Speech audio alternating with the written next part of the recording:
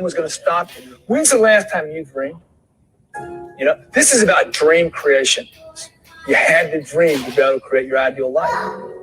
Folks, you got to quit working for the people you work for. You got to quit working for a paycheck. You got to quit just getting by. You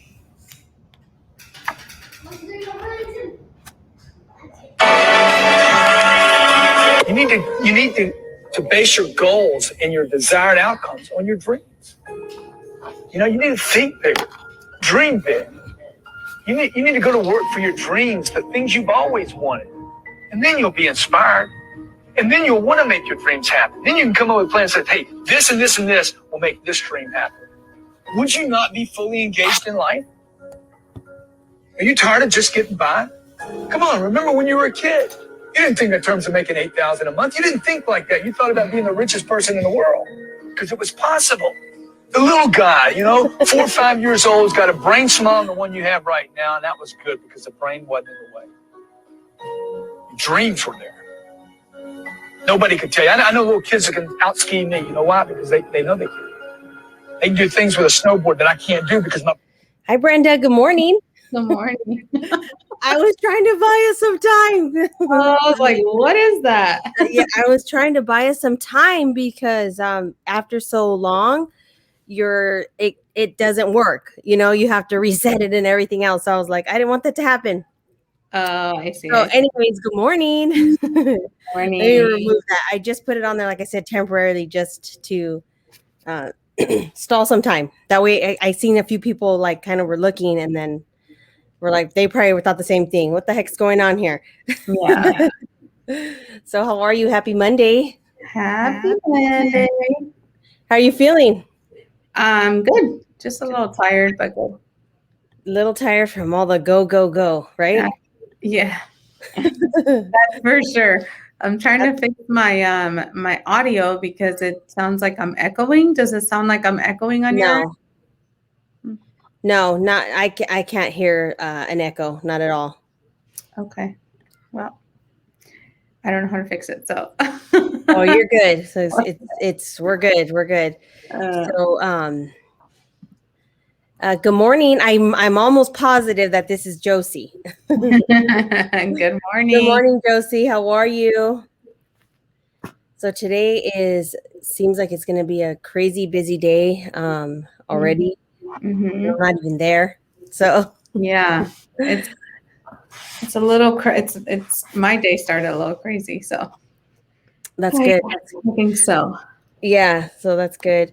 I know I'm like, the calls since 7 a.m. So I'm just trying to reply to everybody and I'm thinking, I'm going to sleep in tomorrow just a little bit. No, that definitely doesn't happen.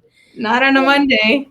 Yeah, I know. Exactly. That's true too. I didn't even think about that, but I was like, but it just seems like we're just been going and going and going. Just like, you said as well, same. Mm-hmm. It's been crazy. So, but yeah, so I just wanted to kind of talk to you just in regards to, how the market's going. How do you see it?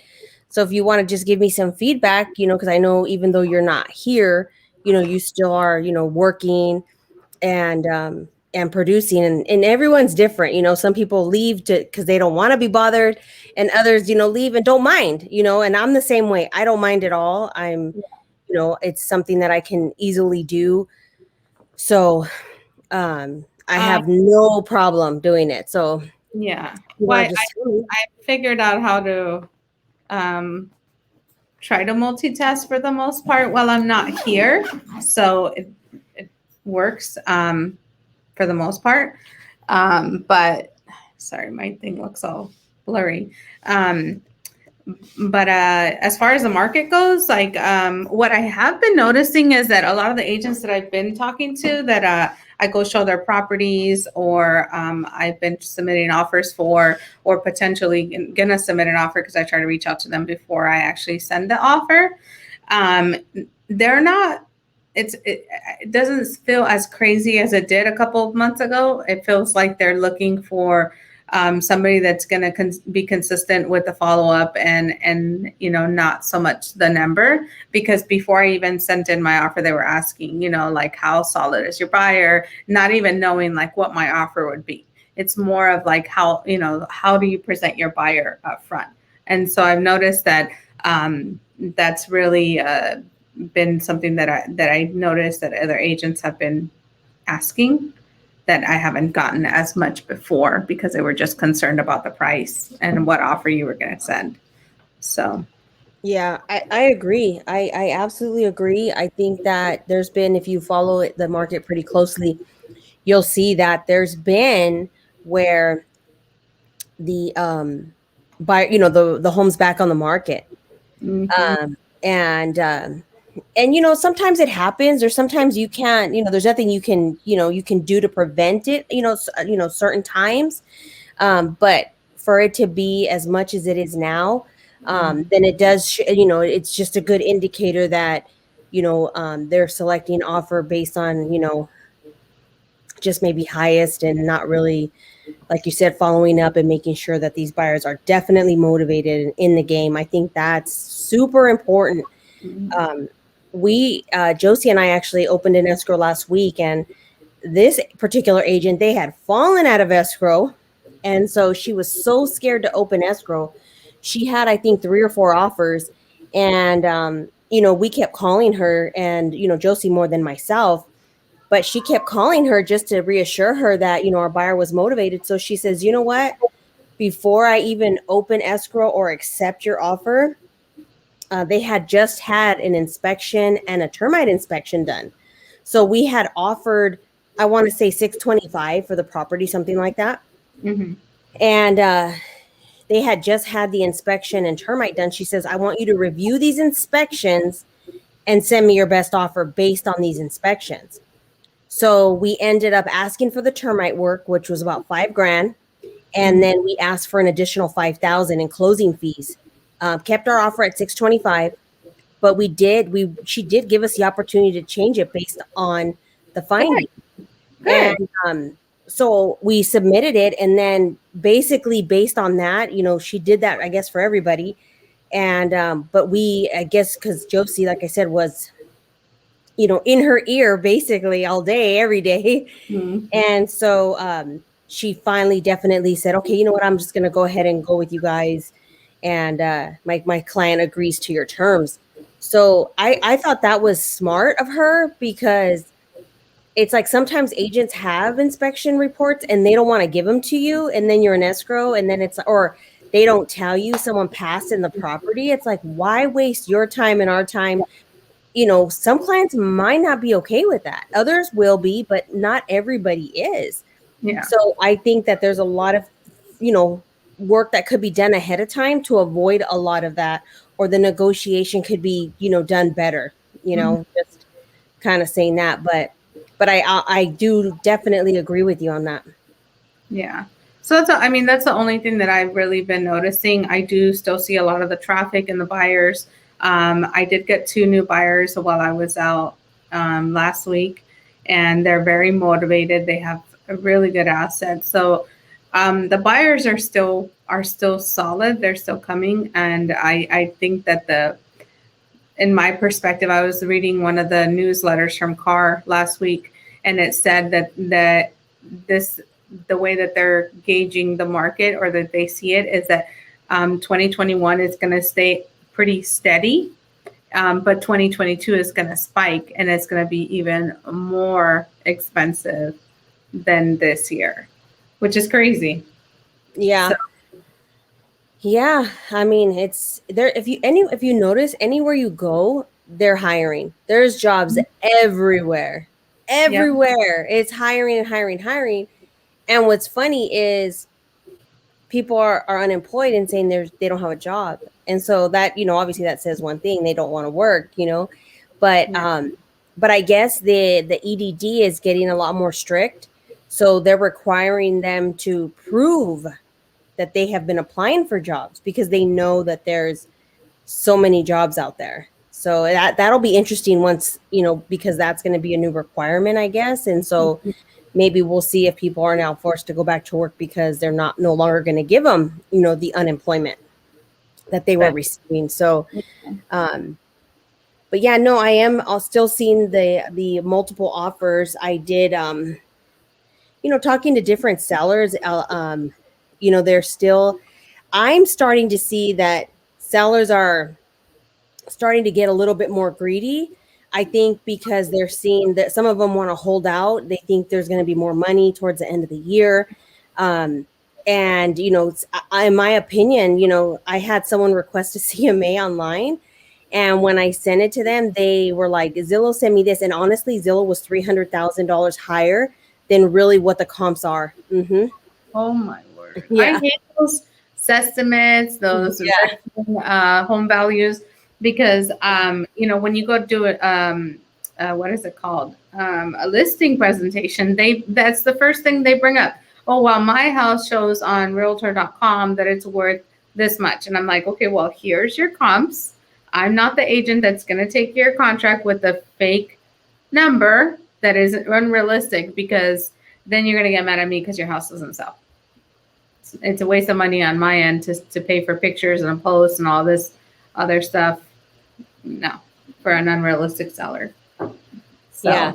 So I am seeing that. Like I said, I'm seeing that. I'm seeing where they say, "Oh, I've talked to several, and they're telling me to do this."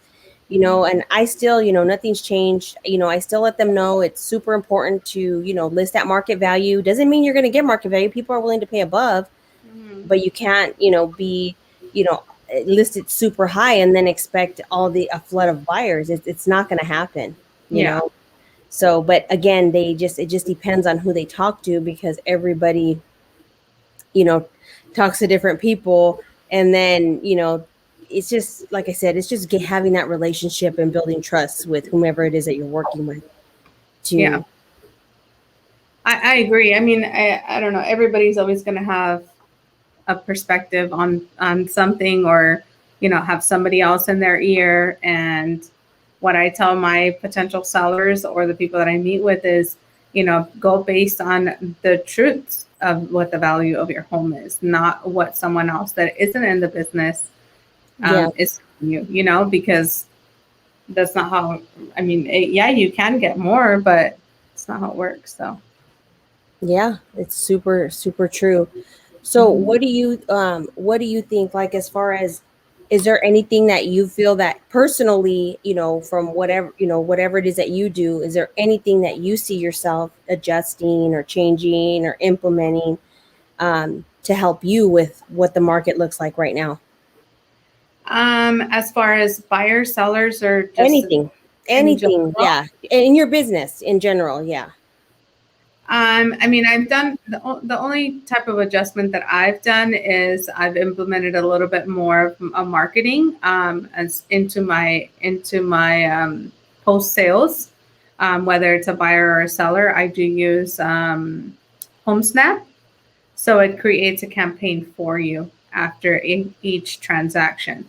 So and it goes out to all of your previous clients. So if they want to refer you somebody, so I think that's what's helped me, and it continues to help with the referral source, because I don't send out like a referral slips or anything like that. I just do that, and then I follow up with my past clients and my perspective. So not really much besides that. Oh, okay, good.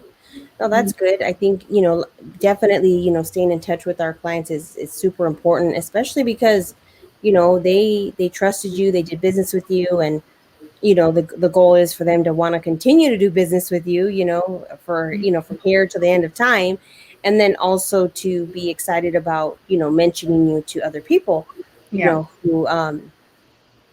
may be looking. I mean, obviously we can't make people do what they don't want to do, or a lot of times people already have someone in mind. But it's good just to have, even if it doesn't pan out to anything, but it's nice. It's a good gesture to know that, that they mentioned you, and that they would definitely be, willing to use you again. So it's always a nice thing.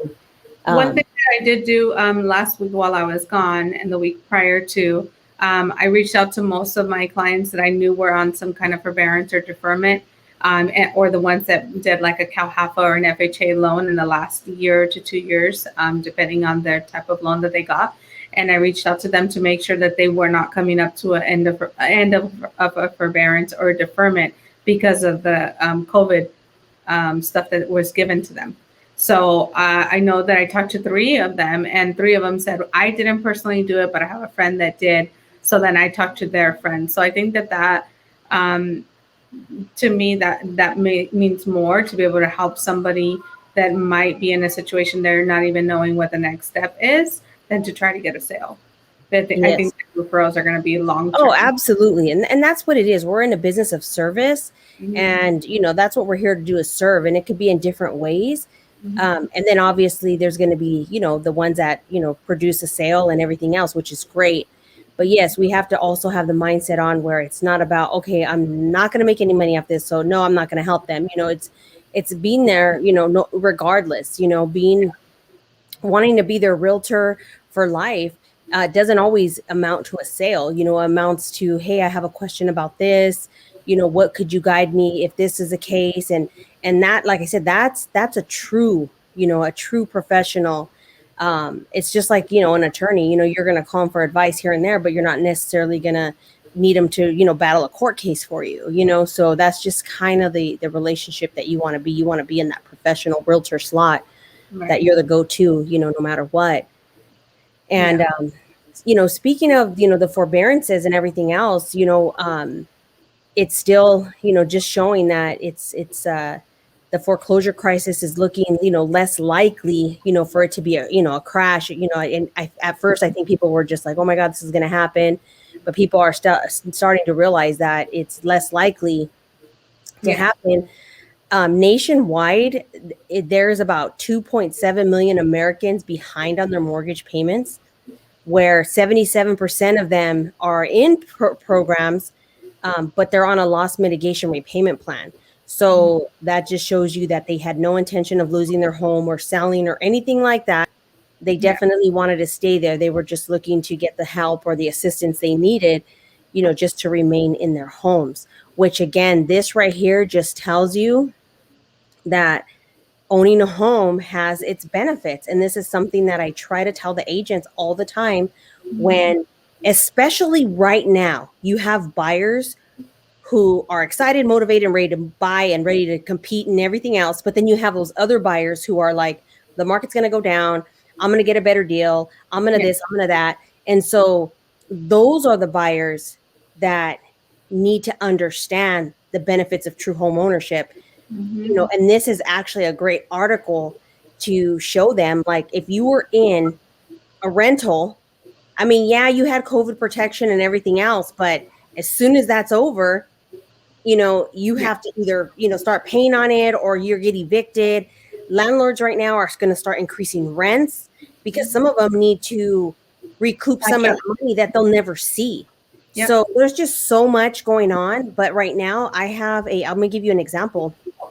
I have a tenant in one of my, I do, some property management for some of my clients. And I have a tenant in one of the properties that I manage.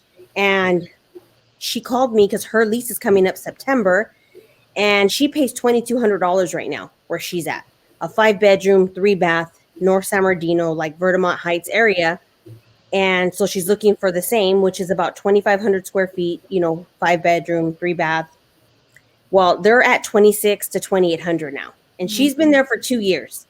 So she started off at 22. Now, my clients are going to end up selling. They want to sell. So that's why they're not going to renew her lease.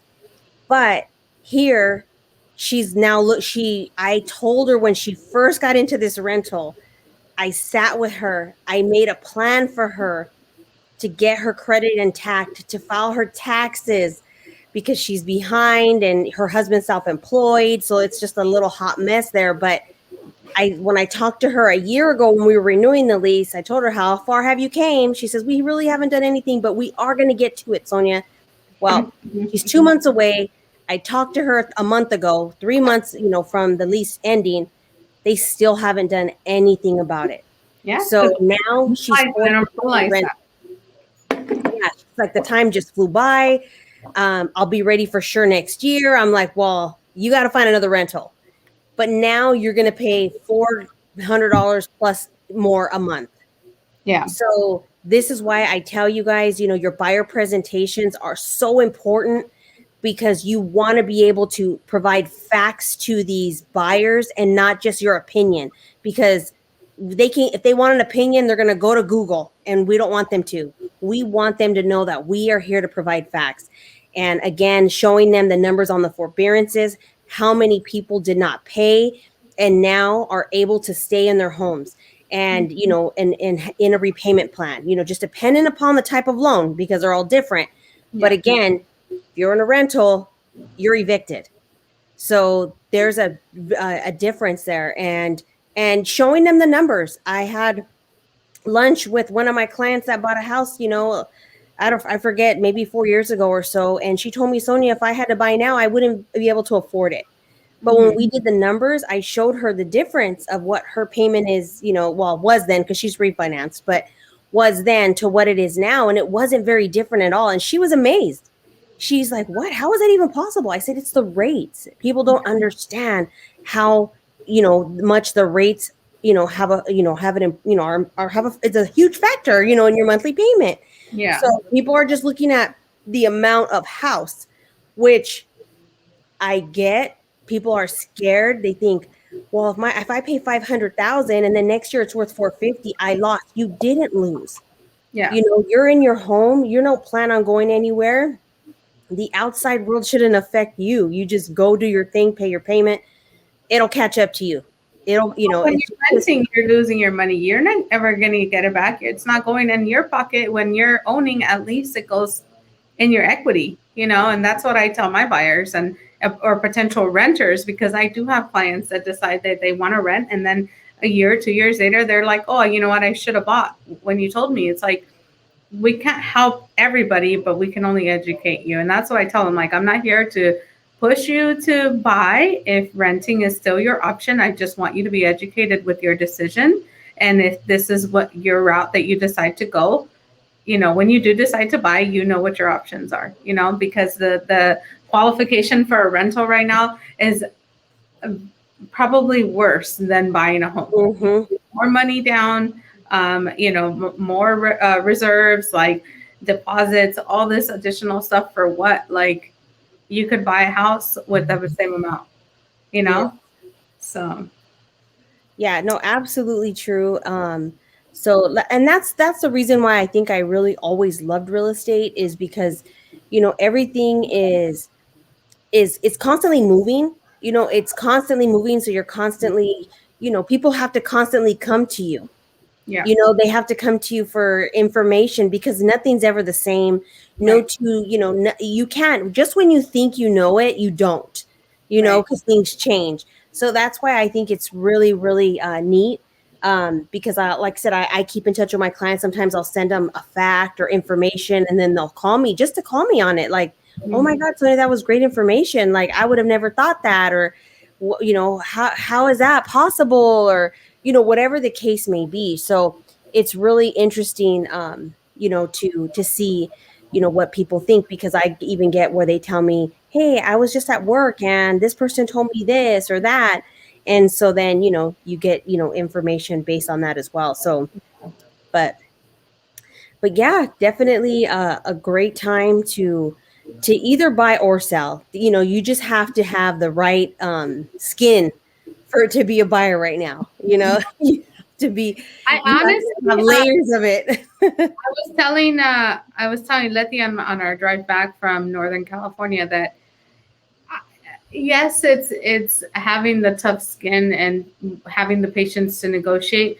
But a lot of the game right now in real estate is networking, who and how to get to that listing that you want, or that property, because making that other agent feel comfortable with accepting your offer is key.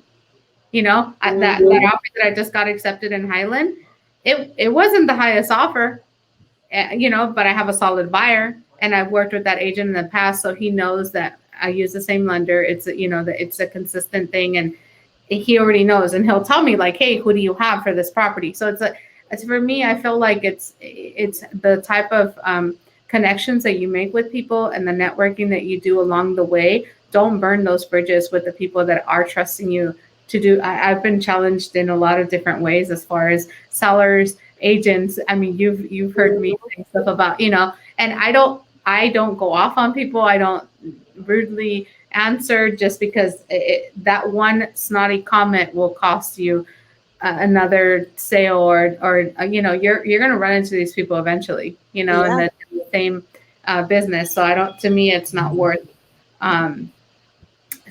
doing. I'd rather just find a solution. We're all in it for the same reason, to make it happen for your client, whether you're the listing agent or the buyer's agent. And that's the one thing I always tell the opposite end. And I tell Lindsay the same thing, because it does get frustrating in some of these transactions where you're like, I just want out. I want to be done. I want to tell this person off. And it's like your goal is to get your client their house or get it sold, whatever side of the transaction you're on. But you can't let your feelings or your outside perspective as an agent get to that side of it. So yeah, absolutely. It's not personal. You can't take anything personal in this business. You definitely can't. You have to know that you again, even as agents, you have to show up and remain professional, and that's not a lie. There's times where it's it's a little bit more difficult to do, but it does show a lot about your strength. We can't show our weaknesses to these others, and when they're telling you something you don't agree, and that's why I tell the agents, make sure everything's in writing. You have to put it in writing. Negotiate the heck out of whatever you're negotiating in the beginning, because in the end or in the middle, nobody wants to negotiate anymore. We've had many times where the clients are excited, so they're willing to, give them 2 extra weeks or 3 weeks, whatever it is. Yeah. And then, once closing time's coming, when do we get our keys? When do we get our keys? Well, you agreed to this. Well, I don't want to do that anymore. And it's like, well, what do you do? So imagine if the seller needs that time after, it's like, there's no way they're going to get it. Yeah. So just be smart about that. And not only that, but just, talk to your clients and make sure that they're going to be okay with that, because, and we learn as we go. Katie and I actually had so many different, transactions where they agreed, and then comes key time, they're like, wait, what's going on? We want the key. So, and we've went over and over with them. But so, like I said, but if it's negotiated, it's negotiated. There's nothing they can do. But yeah, all of that matters, regardless of whatever was talked about, and or maybe verbally, nothing's gonna withhold. Well, it's a 50-50 chance if you want to gamble that, but if it's in the contract, it's it's basically in the contract. So. I mean, I think when there's been plenty of transactions where I want to pull my hair out, but I think once it's done, it gives you that satisfaction of growth. And I think that at the end of the day, I have to remember that, because then it's like, okay, I didn't lose my shit then, but yeah, I'm done. It's over, and on to the next. Yeah. A very, very good example is Alia, one of our agents. She had a transaction where she had this buyer who was in escrow, and then the buyer decided to cancel because of condition or something like that. So they canceled. No big deal. She got her money back.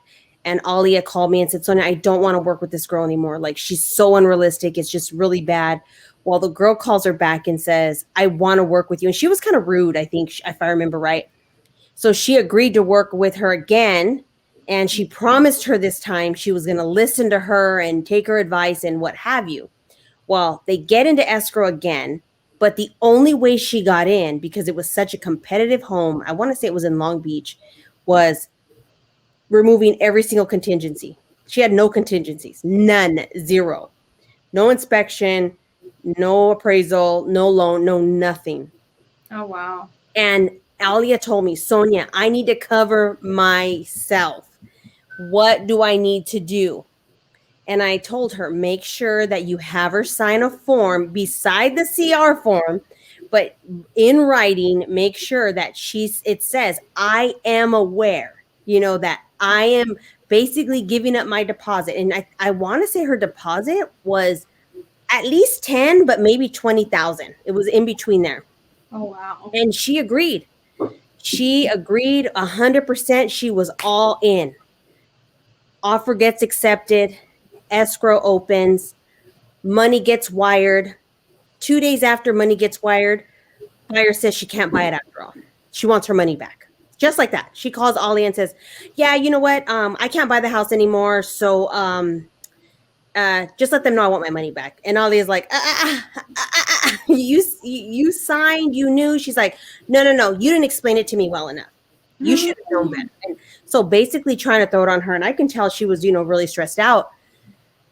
But the thing about it was she kept calling me and we kept talking about different ways to communicate with the agent, because the agent was basically like, it was an investor who was selling this home. Mm-hmm. And Alia told him, you know what, in order for you guys to resell it, you're going to have to release my deposit. And he says, yeah, but we're not going to sell it. We'll hold it and rent it. Like we're not in a hurry. She shouldn't have opened escrow like that. We had plenty of other offers. And that's why I get it. Like when a buyer, because it's true, they have other offers. So don't mislead, if you have no intentions of moving forward. Right. So anyhow, to make a long story short, 90 days later, they ended up closing escrow. It took that long. Alia but the thing is she kept her cool between both parties. And she just kept working it on both sides, trying to find the happy medium. Yeah. And the buyer finally came to her senses and realized that she was not going to get her money. So it was buy the house or lose your money, because this guy wasn't playing. So sometimes you get into the wrong playing field and you think you can just snap your fingers and change your mind. Mm-hmm. Well, I'm so glad, like I said, that Alia kept her professionalism on both sides. So now she built an amazing relationship with this agent, mm-hmm. because he even told her, like, kudos to you for keeping it together. You were never rude with me. You always called me, trying to find out a way for us to work at it together, and you kept your buyer in the game. So, and that's definitely that shows a lot. So you're absolutely right. Sometimes we're having a bad day, let's just say, because other things are taking place, and then something else gets thrown at us, and then we, get upset at maybe a buyer, seller, agent, or whatever, and then later on we're kind of like, hi. I shouldn't have told you that, but yeah, you're like, I'm sorry that I said that when I said that. But yeah, no, professionalism is something that definitely lacks in our business for sure. I've had my fair share of some rude people, uncalled for, definitely uncalled for, but they just feel it makes them feel better, I guess, to act that way. Yeah. I try not to re-engage with people like that. I mean, I'll cordially answer, and that's the end of that. But yeah, it takes more energy to get to their level than it does to just say, okay, have a good day. Right. Exactly. It really, really does. Yeah. So let's move forward here. I have your quote here. I'm going to display. I know we were displaying it earlier, but I'll display it now. So, you will never change your life until you change something you do daily. The secret of your success is found in your daily routine. And I completely agree with this 100%. We all have bad habits. Everybody does. It's just part of life. But the goal is to have more good than bad, or change them, one at a time when just be realistic with yourself. But what made you pick this one, Brenda? I picked this one because I have people message me when I'm on vacation or doing other things, and they say, how the hell are you working and getting these escrows and you're not even here? And I'm like, why make use of my time? Like, if I'm home for 2 days, I know that in those 2 days, I got to cram in my 5 buyers or whatever it is I'm doing and get it done. And then everything else I can do from where I'm at. But the reason why I chose this is because whether I'm here or away, I still choose to do my daily routine as far as work goes, into putting in the amount of work that I know I need to put in with follow-ups. So for me, I feel like whether it's speaking to my past clients or speaking to agents that I'm trying to get their next listing, it may not be like it's going to happen that day, but it's going to happen next month. But I'm in their ear, every single day until that happens. So to me, I feel like that's part of my daily routine. And I know that if I didn't have that, I probably would be like, what am I doing next? And every day. And it's a really bad feeling to have. I don't like to feel that way, or to feel like, well, what should I do next? What should I do next? Or try to change something that you don't know what direction you're trying to go. So that's why I chose this. Awesome. That's awesome. Okay. And let's take a look at your video. Oops. Hold on real quick. It's only 1 minute long. I know. And you know what? Hold on real fast. I need to have her. Hold on real quick. Give me 1 quick second. She's going to have to re-add it. Well, let me see. Because there is there's a trick to it. And there's like an alarm going off somewhere in my house, and it's driving me insane. Let's see. Oh no. How's the weather? It is hot. Hot. Are you going to jump in that water today? Probably later. I got a lot to do first, so that'll be definitely later. Okay. Oh, see, this is what. Hold on.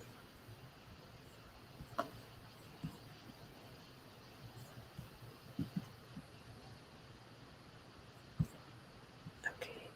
Let's see. Hold on, almost there.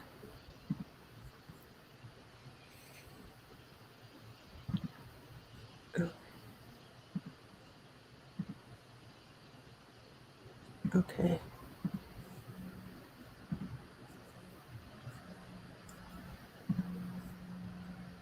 Okay, so you could see it, right? Yes. Okay, perfect. Okay, here we go. If you only have 24 hours in a day, your success is dependent upon how you use the 24. You gotta hear me. People talk about Oprah Winfrey, Ted Turner, Warren Buffett. Listen to me. I don't care how much money you make. You only get 24 hours in a day. And the difference between Oprah and the person that's broke is Oprah uses her 24 hours wisely.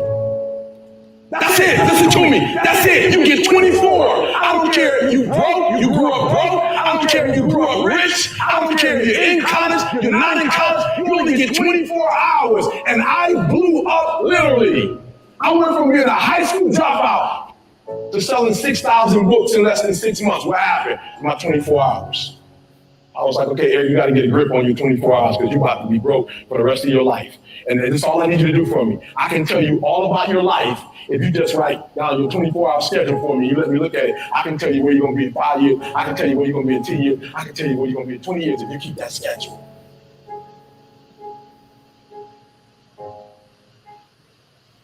Wow, that was good. It was short and sweet, but definitely good. Definitely good. I didn't want something long, and I thought that was to the point because, we really do. We all have 24 hours, and sometimes my 24 hours flies very quick. Yeah. But if you make good use of one really good, like you don't have, this is what a lot of misinterpretation I think happens, is that a lot of people think you have to be productive those 24 hours. You could be productive for 2 hours out of your day. Oh, yeah, absolutely. And make use of your 22 other hours with whatever else your family needs or your life consists of. And those 2 hours will probably generate you more production than you trying to make use of 24 hours. So Yeah. I'm not sure who that is, but I know Karina said good morning. So good morning, Karina, but I'm not sure who that is. But thank you. No, it's absolutely true. And that's one thing, I tell some of the agents that, that I mentor, and I let them know a lot of times they don't have that. And that's the part where we could go on days and days and days and not do anything, but we think we're being productive. But I can't agree with you more. I mean, that's the first thing that I do. And what I tell them is write down your schedule. Yours is not the same as mine. Yours is not the same as hers. Yours is not the same as his. Everybody's is different because your lifestyles are different. You have small kids, you might not. You might have a spouse, you might not. He might work at different hours. Just your schedules could be whatever they want to be. And that's the beauty about being in real estate. But when you commit to saying all I can work, Sonia, is from 11 to 2, that's it. Because in the morning I have this routine. I want to work out. I want to do this. Or in the evening, as soon as my kids get home from school, I have this time. That's fine. It doesn't matter. You can work whenever you have the time. But the key is to committing. Can you commit from 11 to 2? Are you going to commit from 11 to 2? If I call you at 11:30 and you tell me you're at the market, you're not committed to working 11 to 2. Do you see what I'm saying? So just be committed to the hours that you put in place. And it could be, like you said, 2 hours a day, but be committed those 2 hours. No distractions, no social media, no personal phone calls, no TV, just in your business. And you can do a lot because, again, everybody's goals are different. Some people may only want to do 1 sale a month. Some want to do 15 a month. But what are your habits gonna help you, accomplish? Yeah. That's where you need to look at. So I agree 100%. I love that daily routine thing, especially it's so important. Like I'm trying to get back into my daily routine because I definitely want to make, I want to get back into my fitness. I do. I loved how I felt. I had so much more energy. My day started 4 hours earlier than it starts now. And so I want to get back into it. There's no excuse. I'm going to do it. Like there's just no excuse. It's just, I have a little excuse, but it's not really an excuse. So I'm just trying to get certain things situated so I can do it because I like to be committed. And once I'm committed, nothing's going to pull me from being committed. And that's that. I know myself about that. So that's why I'm like, I got to get some things in place first before I do that, because then I just won't care. And I don't want to do that, so that's that. But anyhow, thank you, Karina. Again, thank you so much for joining us this morning. Karina is actually waiting to get her test date so she can take her real estate license. I'm really excited. I have another new agent who her test date, she let me know last week, is she finally got it in the mail because they're about 8 to 10 weeks behind right now. And she finally got it. She submitted it the first week of May. So you figure May, June, July. So they're about 2 months behind. Yeah. And so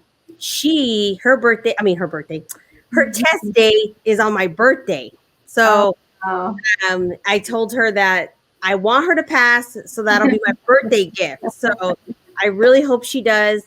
She has been in her business for 20 plus years. I want to say 21 years, something like that. She's an office manager at a dental office. She's been there that long. She hasn't went anywhere in all these years. And she's just like, I'm done. And so she's going to quit cold turkey and take the leap of faith and just come in. She just bought a house too. She says, I'm going to buy all this first, get it all lined up.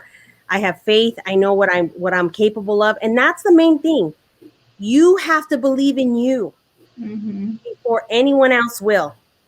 Yeah. I remember the same thing when I quit my job way back when to do real estate. Nobody believed in me. Everybody questioned what I did. Are you crazy? You had a great paying job. Oh my God, this girl's nuts. And oh my God, what are you going to do? And it's like, you know what? I don't need anyone to believe in me. I believe in me. Yeah. So it makes me so proud to know that she believes in herself and she's not going to let nothing stop her. So anyhow, happy Monday. Like they say, your excuses are only as good as the person that believes your excuses. So if you're the Yes. person who believes your excuses, then there you go. Absolutely. Yeah. So everybody have a happy Monday. And today is, well, yesterday was Elliot's birthday. So happy birthday to Elliot. Today's Jennifer's birthday. Happy birthday to Jennifer. Who else's birthday? There's I've all seen these cancers. My mom's birthday. all these cancers. Oh my gosh. No. Yeah. So My mom's birthday's today. hi, Josie. And Josie's on cold calling, killing it. Keep it going, girl. Don't stop. It feels good when you get in that momentum, keep it going. Don't let nothing stop you. Even if you get a bad call, tell them, bye. Sorry you're having a bad day. Next. It's not about you. Yeah. So anyhow, thank you so much, Brenda, for joining. It was fun. I got to spend the weekend with Brenda. So thank you guys. And I will see you soon. Have a great day, everyone. Bye.